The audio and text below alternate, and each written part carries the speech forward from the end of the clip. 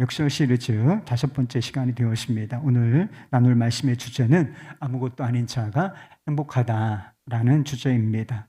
사실 내용은 이 본문의 말씀이 대단히 유명한 말씀이기 때문에, 그리고 제가 비슷한 설교를 몇 번 했던 적이 있어요. 그래서 내용이야 모를 것이 없는 그런 말씀이겠다 싶은데, 다시 한번 이 진리를 붙잡고 가난한 자의 마음을 우리 구하는 그런 기도의 시간이 되었으면 좋겠습니다.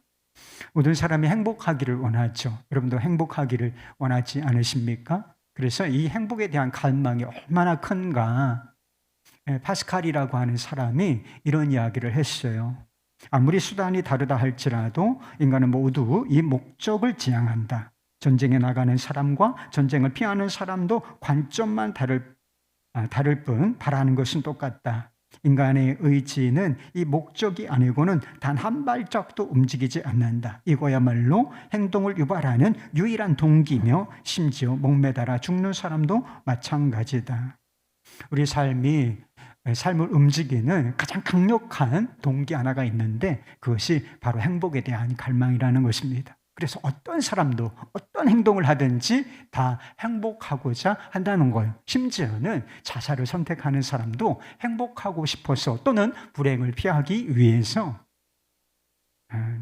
그런 극단적인 선택을 한다는 거예요. 어젠가요, 아주 유명한 스님 한 분이 돌아가셨어요. 자살이에요. 사실은 자살인데 이렇게 그쪽에서 불교에서 표현하는 표현이 있는데 되게 어렵더라고요. 근데 쉽게 생각하면 스스로 그냥 삶을 집을 불태워서 죽음을 선택한 것입니다. 왜 그랬을까요? 그쪽 사람들이 말하는 대로 아마 번뇌를 벗고 싶어서 그런 선택을 했는지도 모를 일이라 하는 것입니다. 여러분도 행복하기를 원하시죠? 하나님께서도 우리가 행복하기를 원하실까? 여러분 믿으세요. 하나님 아버지께서 내가 불행하게 너 불행했으면 좋겠다, 절대로 그러지 아니하시고, 하나님께서도 자녀된 우리가 기뻐하며 행복하게 살기를 바라신다. 이게 성경 도처에 나타나 있는 진리인 것입니다. 그리고 이 불행할 수밖에 없는 우리에게 행복을 선물해 주시기 위해서 하나님께서 정말 가장 위대한 선택을 하셨고 자신의 모든 것을 쏟아 부어주셨다. 이것 하나만 봐도 하나님께서 우리가 얼마나 행복하기를 바라시는지 알 수가 있어요. 그 선택이 바로 십자가예요. 십자가를 통해서 우리의 죄를 용서하시고 행복한 자로 만들어 주시기 위해서, 창조의 원형을 회복시켜 주시기 위해서 그와 같은 선택을 하신 것이기 때문에 우리가 얼마나 행복하기를 원하시는지 우리가 알 수가 있다는 것입니다. 그런데 예수를 믿는다는 우리가 왜 행복하지를 않을까? 예수를 잘못 믿기 때문이에요. 그래서 마치 물이 없는 곳에서 물을 구하는 사람처럼 행복이 없는 곳에서 행복을 찾아다니기 때문에 세속적인 행복관을 가지고 있는 거예요. 그래서 행복을 누리지는 못하는 그런 엉뚱한 상황이 되어버리고 있는 것이 아닌가 싶습니다. 많은 사람들이 행복이 어디 있다고 생각하느냐, 무엇을 소유하고, 더 많이 소유하고, 무엇이 되고 무엇이 더 되고, 이런 데에 행복이 있다고 생각하는 것 같습니다. 부자가 되고 성공한 사람이 되고 유명한 사람이 되고, 이게 다 뻔한 거잖아요. 사람들이 행복을 추구하는 방식이에요. 행복에 대한 갈망이 있는데 다 이런 루트를 통해서 무엇이 되려고 하고 무엇을 소유하되 다른 사람보다 더 많이 소유하는 방식으로 행복을 추구한다라고 하는 것입니다. 그런데 정말 우리가 무엇이 되면, 더 많이 무엇을 소유하면 행복해질 수 있을까요? 연구 결과가 있어요. 그래서 이런 연구 결과들 우리가 잘 주의 깊게 살펴볼 필요가 있어요. 객관적인 조사 결과니까요. 어떤 연구 결과에 따르면 삶의 환경과 행복의 정도는 거의 상관관계가 없다는 거예요. 삶의 환경이 아주 윤택하고 좋고 이런 사람이 행복할 것이라고 생각하지만, 그리고 삶의 환경이 조금 어려워요. 어려운 문제들이 있고 또 다른 사람보다 가진 것이 좀 적고 이러면 불행할 것이다. 그런 사람, 그렇게 사람들이 생각하고 있지만 연구 결과에 의하면 이 삶의 환경은 행복의 정도와 아주 이렇게 깊은 상관관계는 없다라고 하는 것입니다. 그런데도 사람들은 자신이 행복하지 못한 이유를 자신을 둘러싸고 있는 환경이 어렵기 때문이다. 이렇게 생각하는 것 같습니다. 왜 불행합니까? 돈이 없어서 불행하지. 좋은 집이 없어서 불행하고, 좋은 직장이 없어서 불행하다. 좋은 아내나 남편. 남편이 있어. 근데 남편이 좋은 남편은 아니야. 아내가 있어. 그러나 내 마음에 드는 아내는 아니야. 이렇게 생각하기 때문에 사람들이 불행하다. 이렇게 생각하는 것 같습니다. 그러나 진실은 행복은 그런 것들과 거의 상관관계가 아주 없는 건 아니지만 돈 없이 살아봐요. 힘들어요. 어려운 건 사실입니다. 그래서 상관관계가 제로다라고 말할 수는 없지만 거의 상관관계가 없다라고 하는 사실이 알려져 있다는 것입니다. 구약 성경에 보면 부귀영화의 대명사가 있어요. 솔로몬은 정말 누릴 거를 다 누린 사람이죠. 사람들이 다 선호하는 것들, 무엇이 되려고 하는 왕 되는 사람이 누가 있겠어요? 그 민족의, 그 나라의 왕은 딱 한 사람뿐이지 않습니까? 그리고 솔로몬 시대에 막 얼마나 화려하게 왕궁을 짓고 또 막 이런 정원 같은 것을 만들고, 그래서 화려하고, 그리고 얼마나 풍족했는지 은을 돌처럼 여길 정도였다. 이런 이야기도 기록되어 있겠습니까? 솔로몬 스스로도 자신은 뭐든지 되어보고 무엇이든 누려보았다. 다 가져보았다. 누려보았다. 그렇게 이야기했어요. 그러나 그 진실한 고백, 인생이 기울어져서 죽음을 얼마 남겨두지 않은 상태에서 자신의 인생을 돌아보니까 내가 행복한 사람은 아니었구나. 그래서 마지막 고백이 뭐였어요? 그래서 모든 인생에게 교훈을 주고 싶은 것이 바로 전도서인데, 전도서의 핵심 메시지가 무엇입니까? 헛되고 헛되니 모든 것이 헛되도다. 행복한 자의 고백은 아니지 않습니까? 정신과 의사인 폴 마이어라고 하는 사람이 있는데, 그 사람이 수많은 사람들을 상담하면서 그 경험을 이야기한 적이 있어요. 그런데 자기의 상담을 하는 사람들 중에 아주 이렇게 돈이 많은 사람들이 있다는 거예요. 그래서 백만장자 아무나 되나요? 백만장자 사업가들이 찾아와서 정신불안을 호소한다는 거예요. 뭐라고 말하느냐? 그는 이렇게 썼습니다. 백만장자 사업가들이 내 사무실에 찾아와서 하는 말이, 자기는 큰 집, 요트, 별장, 착실한 자녀, 미모의 정부, 눈치채지 못하는 아내, 회사 내에 안정적인 지위가 있으나 자살 욕구도 함께 있다는 사실을 털어놓고는 한다. 세상이 줄 수 있는 것은 다 있는데 딱 하나, 마음에 평안과 기쁨이 없다. 그래서 마지막 수단으로 내 정신과 사무실에 찾아와 제발 자살 충동을 극복하게 해달라고 내게 애원한다.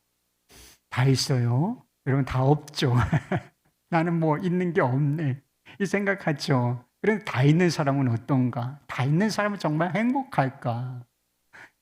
그러리라고 생각하지만 착각이라는 거예요. 다 있어요. 좋은 집, 좋은 차, 그리고 가정에도 있을 게 다 있고, 회사 내에 안정된 지위도 있고, 돈도 그렇게 많고, 있을 것 다 있는데 딱 하나, 마음에 평안과 기쁨이 없다는 거예요.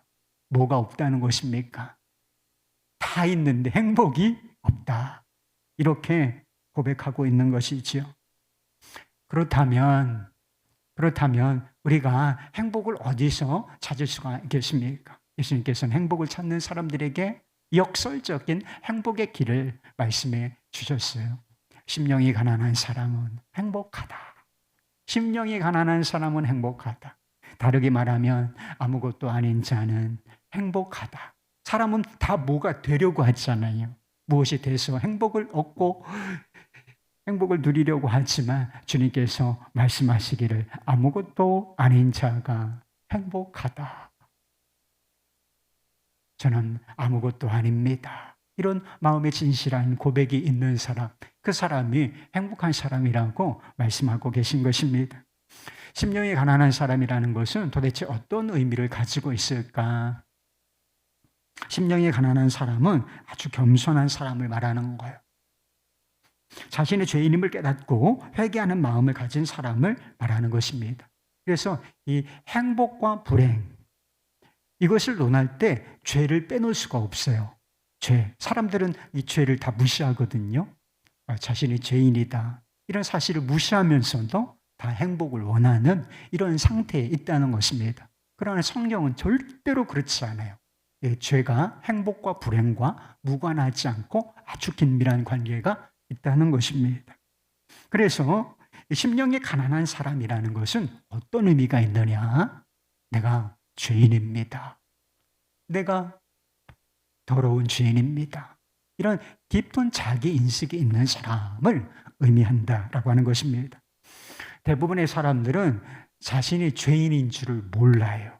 그냥 알아도 피상적으로 생각해요. 예수 믿으면서도 내가 뭐 그렇게 큰 죄인인가? 죄인이라니까 뭐 죄인인가 보지. 이렇게 생각하는 사람도 있고요. 사실 다 내적으로는 자신을 다 괜찮은 사람이라고 생각해요.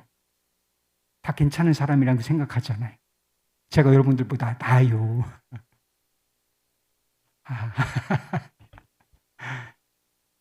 그렇게 생각한단 말이에요, 제가. 제가 설교할 때는 제가 겸손하게, 여러분들이 저보다 낫습니다. 이렇게 말하지만, 실제로 막 우리가 생활할 때, 내가 당신보다 낫지. 다 이런 식으로 산단 말이에요. 자기 죄를 모르는 거예요. 자기가 얼마나 흉악한 죄인인지 깨닫고 사는 사람은 너무나 적다는 것입니다. 그런데요, 심령이 가난한 사람은 자기 마음에 선한 것이 없다는 사실을 잘 아는 사람이에요. 죄된 것이 가득하다, 이 악한 것이 가득하다라고 하는 사실을 아는 사람이에요. 교만한 거 있잖아요. 하나님을 무시하고 사람을 무시하고 자기를 높이고 이게 얼마나 흉악한 죄인지 여러분 모르시지요? 이게 죄 중에 으뜸인 것입니다. 그래서 7가지 치명적인 죄를 우리가 살펴볼 때 그 첫 번째 가장 흉악한 죄, 모든 죄의 뿌리, 이것이 바로 교만이라 말씀드렸던 적이 있지 않습니까? 자만하고 허영심이 있고 누군가를 증오하고 시기하고 질투하고 분노하고 음란한 마음을 품고 척계신 이기적인 욕망들이 있다라고 하는 사실을 아는 사람이에요. 여러분 그런 걸 아십니까? 우리 안에 다 있는 것들이잖아요. 사실 잘 살펴보면 제가 말씀드린 거, 증오와 미움과 시기와 질투, 누가 잘 되면 마음이 불편하다는 거예요. 그게 무슨 뜻이냐면 내가 엄청난 죄인이라는 거예요. 아니, 다른 사람이 잘 됐는데 왜 그걸 시기하고 그 사람한테 적개심을 품습니까? 이거보다 못된 게 어디 있어요? 그리고 실제로 우리 자신이 많은 죄를 지었다는 사실을 아는 사람을 말하는 것입니다. 마음이 가난한 사람들은 자신에게 죄가 있다는 사실을 알 뿐만 아니라 자신이 무기력하다라고 하는 사실을 아는 사람이요. 세상에서는 행복을 말할 때 자신감을 가지라 그래요. 자신감을 가져라. 무엇이든 할 수 있다고 믿으라. 그러나 예수님께서는 행복해지려면 마음이 가난해져야 한다라고 말씀을 하시는 것입니다. 그래서 이 죄에 대해서, 그래서 가장 근본적인 문제에 대해서 나는 아무것도 할 수가 없는 존재이구나. 나는 무기력한 존재이구나. 라고 하는 사실을 깊이 깨달은 사람, 이 사람이 바로 심령이 가난한 사람이라는 것입니다. 예수님께서 나는 괜찮은 사람이다. 하나님의 말씀대로 살 수 있다. 하나님께 인정받을 수 있다. 이렇게 생각하고 있는 사람들이 있었어요. 그 당시에. 바리새인 같은 사람들이 있죠. 자기 잘난 맛에 사는 사람들. 그리고 난 의롭다. 난 문제가 없어. 하나님이 축복하시면 나 같은 사람 축복하시지 누구 축복하시겠나. 나는 저런 종류의 인간들하고는 완전히 수준이 달라. 이렇게 생각하는 사람들. 너에게 무엇이라고 말씀을 하셨느냐? 율법에 살인하지 말라는 계명이 있다. 그러나 나는 너희에게 말한다. 형제를 향하여 미련한 놈이라 하는 자는 지옥불에 들어가게 될 것이다. 또 너희가 간음하지 말라는 말을 들었을 것이나 나는 너희에게 말한다. 음욕을 품고 여인을 보는 자마다 이미 간음하였느니라. 또 눈은 눈으로 이는 이로 갚으라 하였다는 것을 너희가 들었을 것이나 그러나 나는 너희에게 말한다. 누구든지 내 오른편 뺨을 치거든 왼 편도 돌려대며 속옷을 가지고자 하는 자가 있느냐? 그렇다면 겉옷까지 내어줄 것이다. 누구든지 억지로 오리를 가게 하거든 그 사람과 함께 더불어 심리를 동행하라. 또 원수를 미워하고 이웃을 사랑하라 하는 말을 들었을 것이나 나는 너희에게 말한다. 너희 원수를 사랑하라. 어떻게 여러분 은혜가 돼요? 은혜가 되는지 너무 심각해요 지금. 얼굴을 풀어요. 얼굴을. 너무 심각해. 얼굴을 풀어요. 이렇게.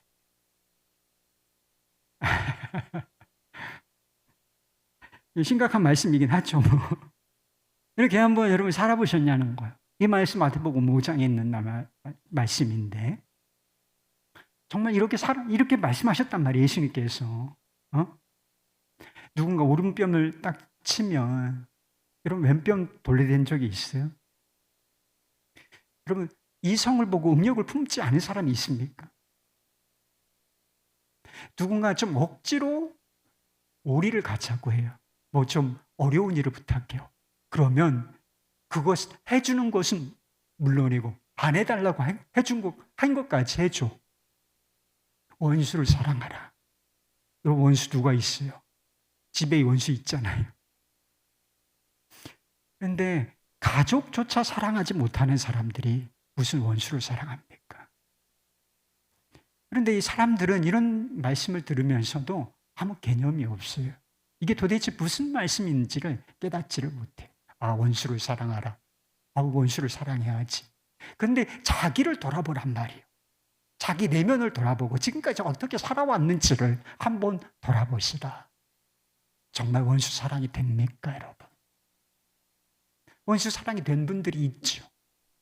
그런데 내가 되느냐 한번 보시라는 거. 형제를 향해서 저 미친놈 저거. 저는 가끔 그래요. 저 미친놈 아니야 저거. 이러면 지옥이 떨어진다는 거. 형제를 무시하는 거죠. 나가라. 미련한 놈이라. 바보 같은 놈이라. 이러면 지옥에까지 떨어진다. 우리가 이렇게 살지 못하면 불행 중에 불행, 고통 중에 고통의 장소인 지옥으로 떨어질 것이다. 엄히 경고하시는 말씀인 것입니다. 그래서 예수님의 말씀은 이것을 행하라. 원수를 사랑하라. 그리고 오른뺨을 치거든 왼뺨을 돌려대라. 음욕을 품지 마라. 그리고 선을 행하라. 형제를 향하여 나쁜 말을 하지 마라. 그러해야죠.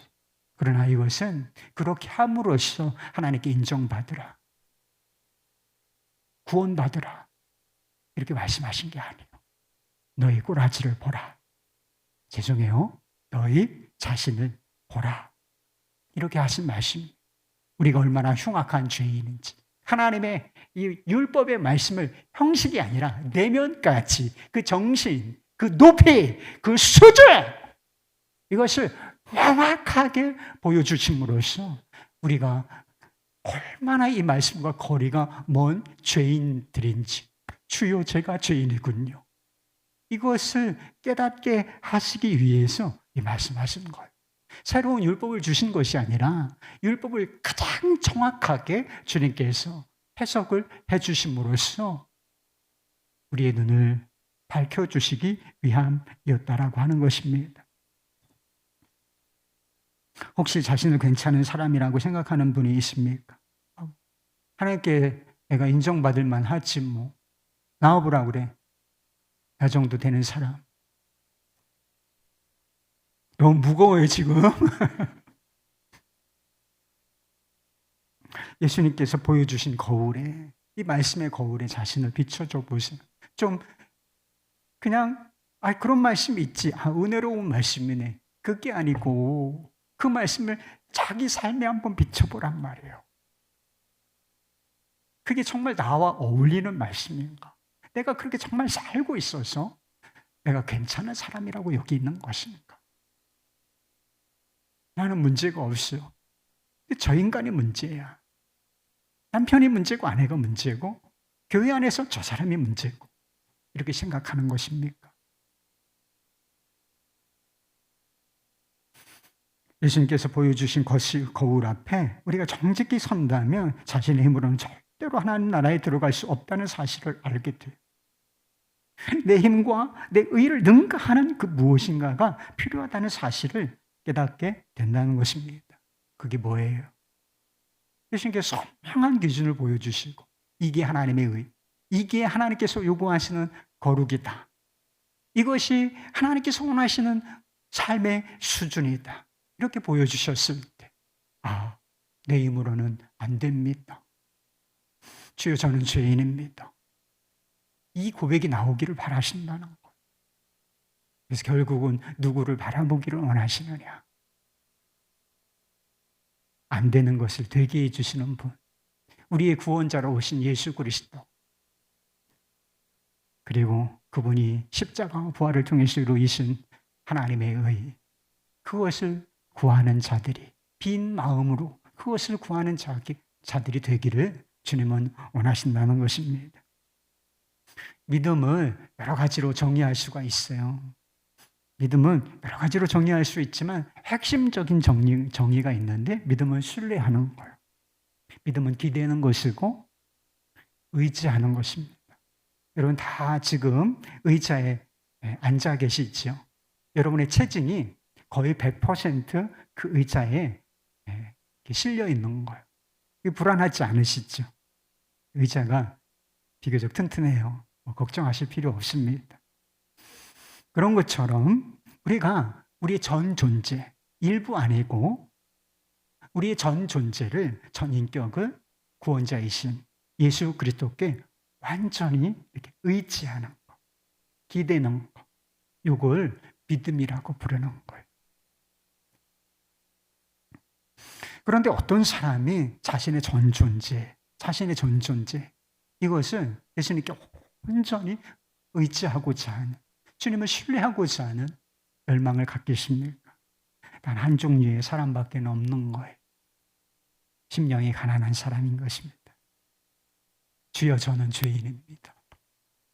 제가 이렇게 더러운 죄인이고 가능성 없는 죄인이고 그리고 하나님이 원하시는 삶을 도무지 살아낼 수 없는 저는 구제불능입니다.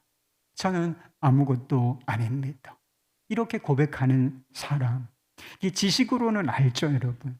제가 설명하는 바를 모르는 건 아니에요. 그러나 정말 이게 가슴에서 우러나오는 고백이 되는 것인가? 이건 좀 다른 문제. 그런 마음의 고백이 터져 나오는 사람. 그래서 주님밖에는 없네요. 이런 결론이 내려지는 사람. 그 사람이 바로 심령이 가난한 사람이라는 것입니다. 가난이라고 하는 단어가 그냥 여기서 쓰여진 단어가 생활고를 느끼는 정도의 가난을 의미하는 게 아니에요. 이거는 구걸할 정도의 가난. 조금 힘들어요. 한 500만 원 벌다가 생활비가 반으로 들어와. 그러면 힘들어지죠. 그런 정도가 아니라 이거는 완전히 파산했어. 아무것도 없어. 그래서 목숨을 부지하기 위해서는 빌어먹어야 하는 상황. 요런 상황을 표현한 거. 그게 바로 가난이라고 하는 말로서 쓰여진 단어인 것입니다. 그래서 완전히 영적으로 파산한 상태여서 다른 이에게 의존하지 않고는 살아갈 수 없는 정도의 가난을 말하는 것입니다. 그래서 이런 시가 있어요. 내 손에 아무것도 드릴 것 없이 오직 주님의 십자가에만 매달립니다. 벌거벗은 나 주님께서 옷 입혀 주시기를 바라며 나옵니다. 의지할 곳 없어 주님의 은혜를 기대합니다. 더러운 나 샘으로 달려갑니다. 구주여 나를 씻어 주소서. 그리 아니하시면 내가 죽겠나이다. 이런 고백이 바로 심령이 가난한 자의 고백이라는 거야. 주님이 아니시면 죽겠나이다. 나를 구원하소서. 이런 마음의 상태, 이게 바로 심령이 가난하다고 하는 거예요. 마태복음 15장에 보면 가나안 여인, 수로보니게 여인이라고도 하죠. 예수님께 나와서 귀신 들린 자신의 딸을 고쳐달라고 하는 그런 부탁을 하는 그런 장면이 나옵니다. 예수님께 나와 간절한 마음으로 딸이 죽게 생기고 딸이 이제 미쳤어요. 귀신 들려서 정신이 나갔어. 그래서 막 자기 삶을 망치고 있는, 어찌할 수 없는 이런 상황 속에서 예수라는 분이 우리 동네에 오신다네. 소식을 듣고 주님 앞에 나가서 귀신 들린 우리 아이 좀 고쳐주십시오. 간청한단 말이에요. 그때 예수님께서 좀 냉담하게 반응을 하셨다고 알려져 있죠. 마태복음 15장이네요. 잘못되어 있어요. 저기가. 자녀의 떡을 취하여 개들에게 던짐이 마땅하지 아니하니라. 여러분, 자녀의 떡을 취하여 개들에게 던짐이 마땅치 아니하다. 개 같은 자라고 부르신 거예요. 여러분 같으면 이런 말을 듣고서 도와달라고 더 요청하시겠어요? 그 사람이 아무리 신령해 보여도 너 개 같은 자야. 이런 인격 모독 당하는 거 아닙니까? 자존심에 크게 상처를 받을 만한 상황이었지만 이상해요. 이 여인이 물러서지 않습니다. 뭐라고 하느냐면 그 다음 절, 여자가 이르되 주여 올소이다마는 개들도 제 주인의 상에서 떨어지는 부스러기를 먹나이다. 이 무슨 뜻입니까? 부스러기 은혜라도 좋습니다. 주여 부스러기 은혜라도 좋으니 그것을 제게 주옵소서. 제 딸에게 주옵소서. 그래서 예수님께서 이 믿음을 아주 귀하게 보시고 그렇게 선언하셨죠. 내 믿음이 크도다. 내 소원대로 되라. 이렇게 하셨다라고 하는 것입니다. 이 여인이 어떻게 예수님께서 베푸시는 자비와 구원을 얻었습니까? 그가 파산 상태. 왜 자존심의 상처를 안 받았는 줄 알아요? 이미 죽었으니까.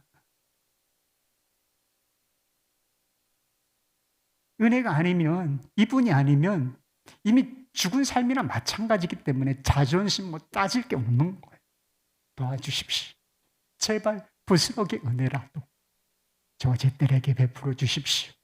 그래서 주님 품으로 파고 들었다라고 하는 것입니다. 그 가난한 마음에 예수님의 자비와 구원이 임했던 것이다 하는 것입니다. 야곱은 자기 힘으로 살았던 사람이에요. 그래서 야곱을 지금 현대 인물로 평가하면 자수성가 스타일이라고 할 수가 있어요. 아주 명석한 두뇌를 가지고 계획과 또 모략을 가지고 자기 주도적으로 삶을 영위해 나갔던 그런 사람이라 말할 수가 있을 것입니다. 그래서 자기 계획 또 자기 열심으로 행복을 추구하던 그런 사람이었어요. 그리고는 자신의 목적을 이루기 위해서 수단과 방법을 가르치지 않았어요. 아버지를 속여서 형이 받아야 할 축복을 가르쳤습니다. 그러나 진짜 야곱이 축복을 받았을 때는 언제인가? 그가 아무것도 아닌 상태가 되었을 때, 아니 낯생의 상태가 되었을 때 그가 진짜 축복받은 자가 되었다라고 성경은 기록하고 있습니다. 에서가 이제 오랜 시간 타지에서의 삶을 마치고 그리고 비교적 거부가 되어서 고향집으로 돌아갈 때 형 에서가 400명이나 되는 군사를 데리고 자신을 맞으러 온다는 사실을 듣게 돼요. 형이 나를 동생을 맞으러 오는데 왜 군사 400명을 데리고 오겠습니까? 옛날에 그 고난이 풀리지 않았구나. 꼼짝없이 죽었구나. 이런 생각이 들었을 때 약복강 앞에서 그가 엎드러집니다. 그래서 하나님과 씨름을 하게 되는데, 하나님과 씨름하며 당신이 축복하지 않으시면 가게 하지 않겠다고 매달린다는 것. 그렇게 매달리면서 시간이 계속 가요. 그래서 허벅지 관절이 골절되는 치명타를 입습니다. 그렇지만 그는 하나님을 놓지 않았다는 것. 철저하게 자기 힘에 의지해서 살던 사람인데 이제는 철저하게 주님을 붙잡는 자가 되었다는 것입니다. 그때 하나님께서는 야곱이라는 이름을 이스라엘이라고 바꿔주셨어요. 그래서 지금 이스라엘 민족이라고 하잖아요. 왜 이스라엘이 무슨 뜻입니까? 이스라엘이라고 하는 것은 승리자라고 하는 뜻이에요. 도와주십시오. 도와주시지 않으면 당신은 가게 하지 않겠나이다. 주님 도와주십시오. 여러분, 이것은 일반적으로 봐서는 실패자예요. 누군가에게 막 바지 가랑이를 붙잡고 허리춤을 붙잡고 저 좀 도와주세요. 도와주셔요. 도와주시지 않으면 당신은 같이 가게 하지 않겠습니다. 이거는 당당함이 어디 있습니까? 자신감이 어디 있나요? 자랑이 어디 있습니까? 위세가 어디 있습니까? 다 죽은 거죠. 자존심, 모든 것 다 버리고, 그죠? 은혜를 구하는 그런 자의 모습이라는 거죠. 그런데 그런 모습을 보였을 때, 다르게 말해서 심령이 가난한 자가 되었을 때 그는 승리자, 축복받은 자라고 하는 이름을 갖게 되었다는 것입니다. 노숙자 한 분이 예수님을 영접하고 세례를 받았던 적이 있어요. 이 성도님, 얼마나 어려우면 노숙자까지 되겠습니까? 그래서 말할 수 없는 어려움이 찾아왔는데 그럼에도 불구하고 그냥 악착같이 한번 살아보고자 애를 썼다는 거예요. 그러나 남은 것은 외로움, 배고픔, 슬픔과 분노뿐이었다는 것입니다. 그렇게 망가진 삶을 살고 있다가 그 기회를 통해서 교회의 인도함을 받았고 그리고 양육을 받기 시작을 했다는 거예요. 양육을 받으면서 깨달아진 게 있어요. 내가 얼마나 큰 죄인이었는가. 내가 죄인이었구나. 라고 하는 사실을 깨닫게 되었고 회개하는 마음을 갖게 되었다는 것입니다. 그리고 이상하게 그 다음부터 행복하다는 마음을 품게 되었다는 것입니다.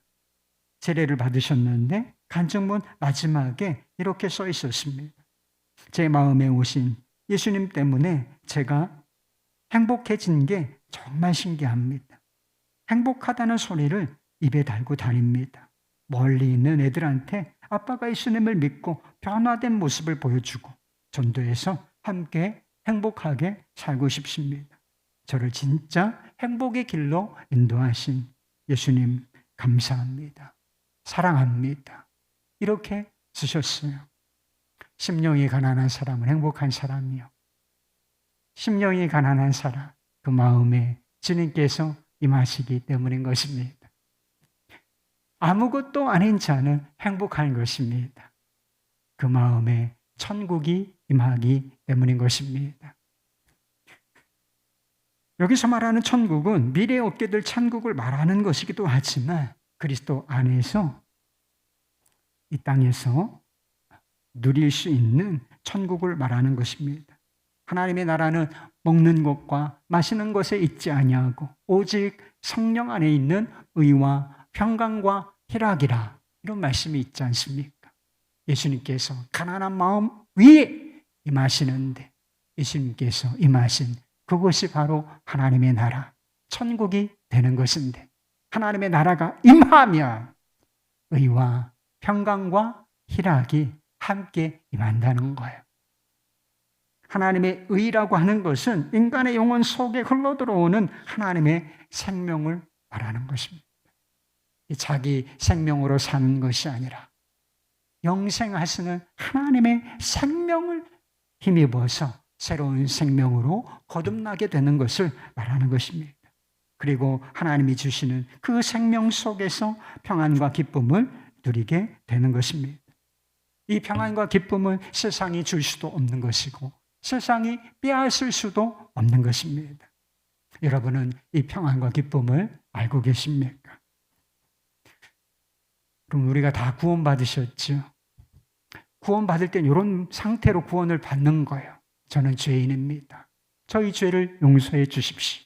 저는 아무것도 아니고 아무것도 할 수 없는 자입니다. 이런 마음의 상태가 구원받은 자의 마음의 상태예요.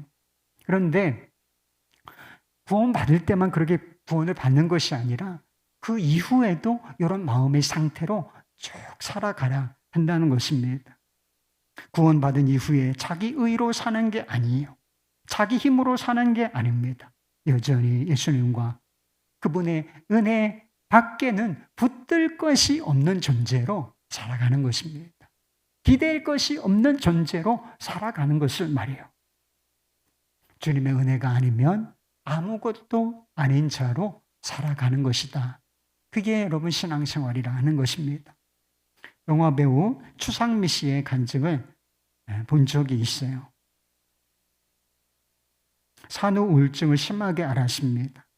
그 시기에 많이 겪는 아픔인데 저는 일반 우울증으로 발전해서 3, 4년 동안 힘이 들었습니다.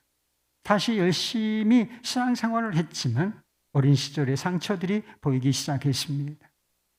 주님은 사람들이 알아보는 포장된 죄가 아니라 저희 실존과 만나고자 하신 모양입니다.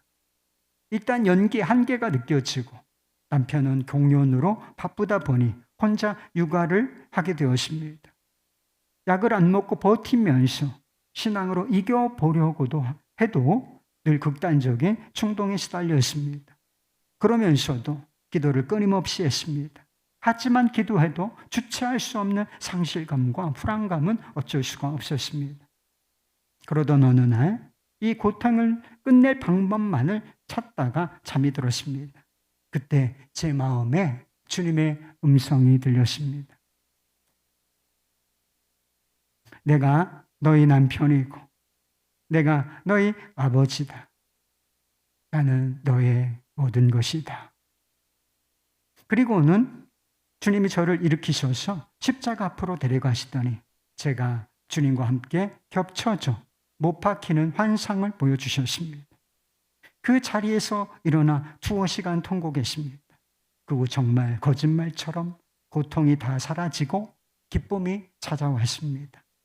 제가 살면서 갈망했던 신뢰감을, 아버지가 돌아가면서 느꼈던 상실감을 남편을 통해서 채우려다가 실패했는데 그 결핍을 하나님께서 단번에 채워주셨습니다. 신뢰의 대상은 오직 주님이시라는 것을 제가 완전히 받아들인 것입니다. 여러분, 우리의 삶에는 무거운 짐이 있어요. 죄의 짐이 있고 인생의 짐들이 있습니다. 우리에게는 약함이 있어요. 신뢰와 또 실패와 상실이 있죠.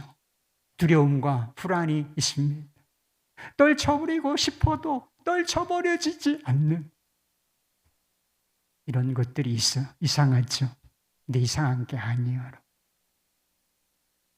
이 모든 것들은 우리가 구원이 필요한 존재라 하는 것을 의미하는 것입니다.